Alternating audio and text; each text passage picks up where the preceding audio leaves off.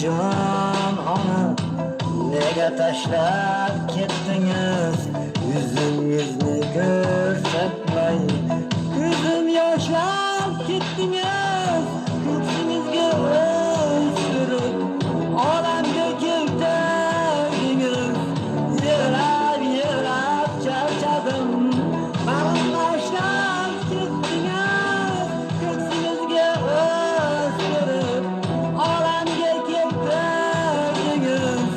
Yig'lab charchadim, bag'rim tashlab ketdingiz.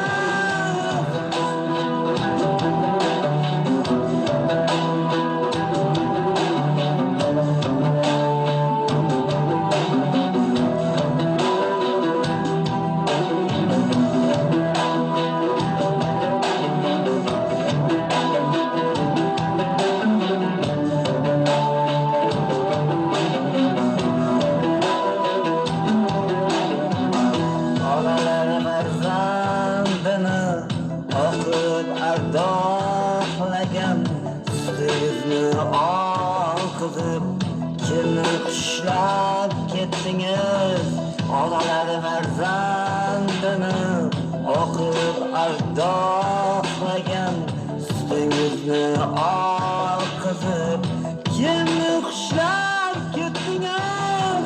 Kimdir bolagadir, kimdir ona mehriga yosh balangiz qaqshardi.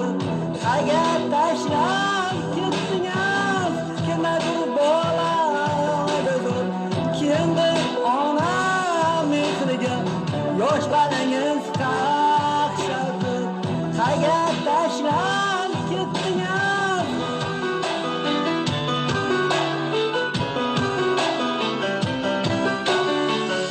Onajonim jon ona nega tashlab ketdingiz? Yuzingizni ko'rsatmay ko'zim yoshlab ketdingiz. Mehribon xalqim onam, yurtboshim g'amxo'rim otam, bir kun kelin mening ham baxil yuzim bor.